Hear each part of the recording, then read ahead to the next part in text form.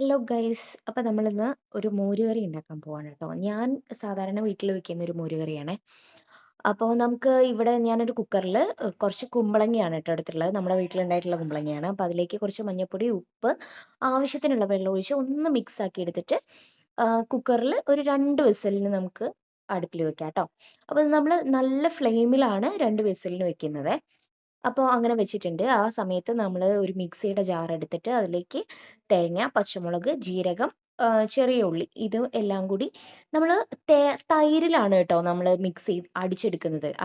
അരച്ചെടുക്കുന്നത്. ഇതിൽ വെള്ളം ചേർക്കാണ്ട് ആവശ്യത്തിനുള്ള തൈര് ഒഴിച്ചിട്ട് ആണ് ഞാൻ അരച്ചെടുക്കുന്നത്. അപ്പം നന്നായിട്ട് അരച്ചെടുത്തിട്ടുണ്ട്. അപ്പോഴേക്കും നമ്മളുടെ കുക്കറിൽ വിസിലൊക്കെ വന്നിട്ടുണ്ട് കേട്ടോ. അപ്പം നമ്മൾ കുക്കറിൻ്റെ വിസിലൊക്കെ വന്ന് അതൊക്കെ തുറന്ന് നോക്കി. അപ്പോഴേക്കും നമ്മളുടെ തേങ്ങയൊക്കെ നല്ല വെണ്ണ പോലെ നമ്മൾ അരച്ചെടുത്തിട്ടുണ്ട് കേട്ടോ. അപ്പോൾ ഒന്ന് ഈ ഇതൊന്ന് തുറന്നിട്ട് നന്നായിട്ടൊന്ന് തിളപ്പിച്ചെടുക്കണം കേട്ടോ. നമ്മുടെ ഈ ഒരു മിക്സ്. ഈ ഒരു ടൈമിൽ നിങ്ങൾക്ക് ഉപ്പ് വേണമെങ്കിൽ ഉപ്പ് ചേർക്കാം. അതുപോലെ തന്നെ അരപ്പ് നമ്മൾ ചേർക്കുകയാണ് കേട്ടോ.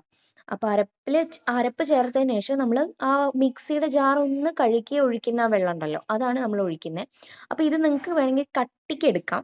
നമുക്കിവിടെ കുറച്ച് ലൂസായിട്ടാണ് എല്ലാവർക്കും ഇഷ്ടം. അപ്പോൾ നമ്മൾ കുറച്ച് കറിവേപ്പില, നമ്മുടെ വീട്ടിൽ തന്നെ ഉണ്ടായിട്ടുള്ള കറിവേപ്പിലയാണ് കേട്ടോ. അപ്പോൾ കുറച്ച് കറിവേപ്പില ഇടുന്നുണ്ട്. അപ്പുറത്ത് ചട്ടിയിൽ ഞാൻ ഒരു ചീനച്ചട്ടി അടുപ്പത്ത് വെച്ചിട്ടുണ്ട് കേട്ടോ. അപ്പോൾ അതിലേക്ക് നമുക്ക് വറവിടാൻ വേണ്ടിയിട്ട് കുറച്ച് വെളിച്ചെണ്ണ ഒഴിക്കാം. അതിൻ്റെ കൂട്ടത്തിൽ കുറച്ച് ഉലുവ, അതുപോലെ കടുക്, പിന്നെ വറ്റൽമുളക്. അപ്പോൾ ഇത് മൂന്നും കൂടി നമ്മൾ എന്ത് ചെയ്യാണ്, ഒന്ന് പൊട്ടിച്ചെടുക്കുകയാണ്. എന്നിട്ട് നമ്മൾ തിളച്ചു വരുന്ന മോരുകറിയിലേക്ക് ഇതങ്ങോട്ട് ഒഴിക്കലാണ് കേട്ടോ ഞാൻ. അപ്പം നന്നായിട്ട് തിള വരണ്ട, ഇങ്ങനെ ആക്കിയാൽ മതി. നമ്മുടെ മോരുകറി ഇവിടെ റെഡി ആയി.